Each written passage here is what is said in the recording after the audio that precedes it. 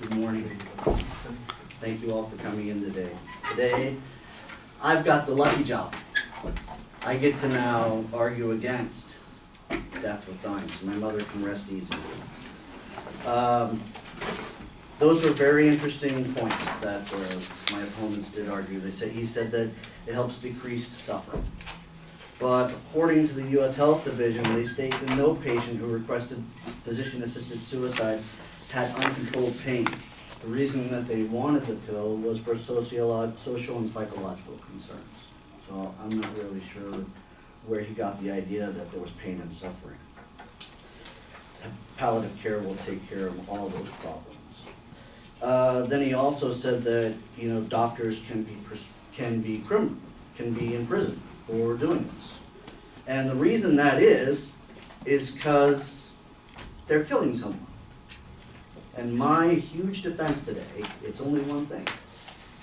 Killing is wrong. It's wrong. It's wrong spiritually, it's wrong legally, and it's wrong ethically. 3 points. I'm Catholic. I'm not a very good Catholic, but I go to church every once in a while. And I specifically remember somebody saying something about thou shalt not kill. Okay? According to the Roman Catholic Church, they strongly oppose physician-assisted suicide and euthanasia. The Church teaches that life should not be prematurely shortened because it is a gift from God, says John D. Camillo, a staff ethicist and National Catholic Bioethics Center in Philadelphia, Pennsylvania. We do not have the authority to take into our own hands when life will end, he says. That's the Creator's decision. So, Catholics are against it, but maybe it's just the crazy Catholics, right? Maybe we can think of another religion and maybe they're more moderate towards that. What's the most moderate religion I know? Methodists. So I looked into the Methodists.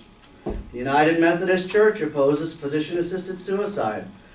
The denomination teaches that dying well is an integral part of Christian life, says James Thoman, a professor of bioethics and social ethics at the Ashbury Theological Seminary in Wilmore, Kentucky. We believe that in dying we must do the best we can to proclaim Christ's glory. With this in mind, it is important for Methodists to show their family, friends, and others that they remain believing and committed Christians even if they are suffering or on the deathbed. Trying to control death late in a modern, hyper-individualistic way, or being afraid of the pain is contrary to what the church considers its great tradition. So the Methodists are even against it. I'm like, okay, well, Christians don't like it. What about other religions? Under Jewish law, the directive to preserve human life generally outweighs other considerations, including the desire to alleviate pain and suffering. According to Rabbi Leonard Schrazer, Associate Director for Bioethics at the Louis Finkelstein Institute for Religious and Social Studies at the Jewish Theological Seminary in New York City, Judaism teaches that life is a precious gift from God. A person's life belongs to God, he says, and therefore deciding when it ends should be left to God. Okay, what about the Buddhists? You guys are probably all a little too young for all this, but I remember when I was a kid, I saw these Buddhist monks setting themselves on fire in protest of the Vietnam War. Suicide must be okay for them, right? Nope. According to Damien Hewen, Emeritus Professor of Buddhist Ethics at Goldsmith College, University of London, Buddhists generally oppose assisted suicide and euthanasia.